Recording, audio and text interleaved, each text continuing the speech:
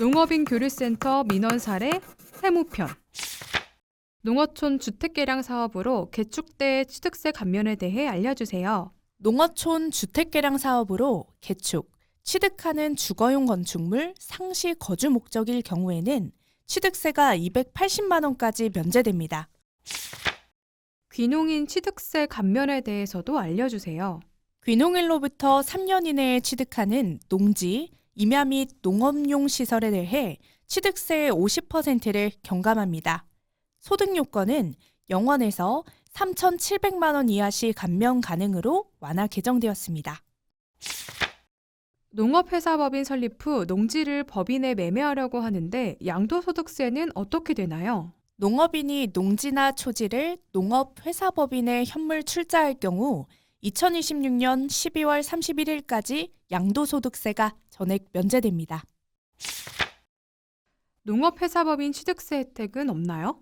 설립일로부터 2년 내에 농지, 영농 조성을 위한 임야, 영농에 필요한 부동산을 취득하는 경우 취득세의 75%가 감면됩니다. 농업회사법인으로부터 돈을 배당받아오면 어떻게 되나요? 작물재배소득에 대한 배당은 소득세가 면제이며 그 밖에도 저율분리과세됩니다. 농촌주택을 새로 구입한 경우 양도세에서 혜택이 있나요? 도시민이 농촌주택을 새로 구입한 경우 기존에 보유하고 있던 일반 주택을 매도할 때 주택수 산정 시 농촌주택은 제외되어 1세대 1주택 비과세 혜택을 받을 수 있습니다. 즉, 농촌주택을 추가 취득해도 기존의 일반 주택을 팔 때는 2주택이 아닌 1주택자로 인정받아 양도소득세 비과세 요건을 유지할 수 있습니다. 수도권 외에 기준 시가 3억 이하, 농막 제외 등 정확한 요건은 확인하시기 바랍니다. 그 밖에 농민 세액 감면은 뭐가 있나요? 농지양도세와 증여세 등 종합소득세가 감면되거나 비과세되며 국민연금과 건강보험 등도 감면 혜택이 있습니다. 작물재배업에 대해 종합소득세를 납부해야 하나요? 곡물 및 기타 식량작물재배업, 벼, 밀, 감자 등은 소득은 소득세법상 전액 비과세이므로 종합소득세를 납부하지 않습니다. 그 외 작물재배업, 채소, 과일, 화훼, 종묘, 기타 시설작물 등은 연간 수입 금액이 10억 원 이하라면 비과세이므로 종합소득세를 납부하지 않습니다. 단 10억 원을 초과하는 경우 초과분에 대해서만 종합소득세가 과세됩니다. 축산업 종사자는 종합소득세를 납부해야 하나요? 축산업의 경우 농가부업 규모에서 발생하는 소득은 소득과 상관없이 비과세 소득으로 분류됩니다. 예를 들어 양봉, 곤충 사육 등이 포함됩니다. 비과세되는 농가부업 소득은 어떤 게 있을까요? 농가부업 소득이란 농어민이 부업으로 경영하는 고공품 제조, 민박, 특산물 제조, 전통주, 전통차 제조, 양어 및 그 밖의 유사한 활동에서 발생하는 소득을 말합니다.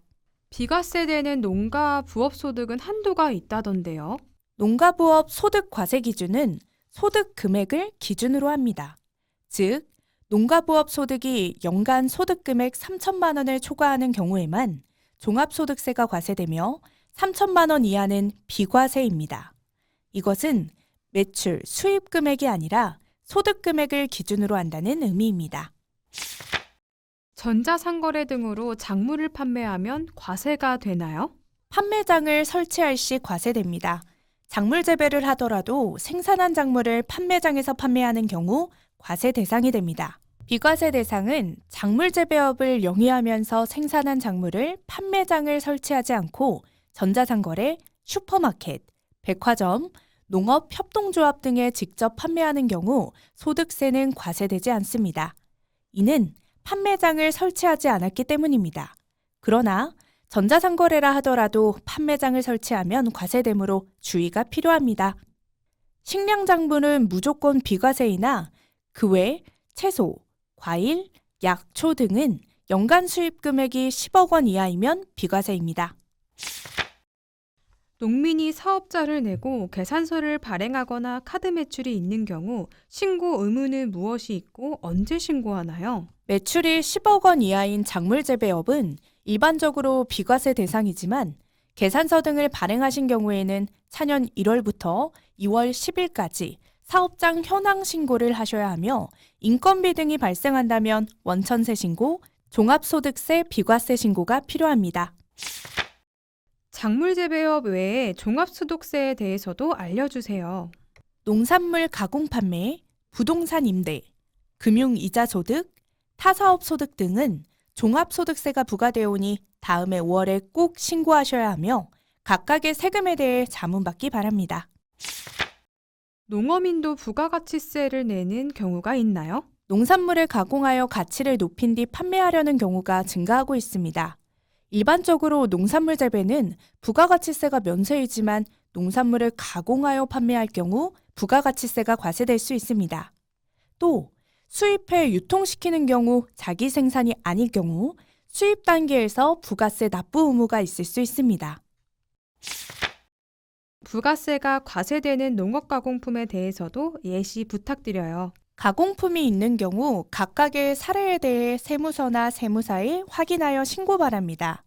예를 들어 된장, 쌈장은 면세, 청국장은 과세, 고추장은 면세, 초고추장은 과세, 일반 김치는 면세, 볶음 김치는 과세 처리됩니다. 부가가치세 신고 절차와 날짜는 어떻게 되나요? 농산물을 가공 판매하는 경우는 별도의 일반 사업자 등록을 만드셔야 합니다. 부가가치세 신고는 사업자의 과세 유형, 일반 과세자, 간이 과세자에 따라 정기적으로 이루어지며 주로 다음과 같은 일정에 따라 진행됩니다.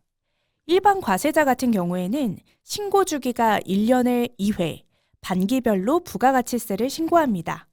신고 및 납부 기한 같은 경우에는 1분기 7월 1일부터 7월 25일까지 신고 및 납부 처리하셔야 됩니다. 2분기는 다음해 1월 1일부터 1월 25일까지 신고 및 납부되어야 합니다. 간이과세자 같은 경우에는 1억 400만 원 이하의 사업자인데요. 신고 주기는 1년에 1회, 연간 부가가치세를 신고합니다. 신고 및 납부 기한, 과세 기간은 다음해 1월 1일부터 1월 25일까지 신고 및 납부 처리가 되어야 하고요.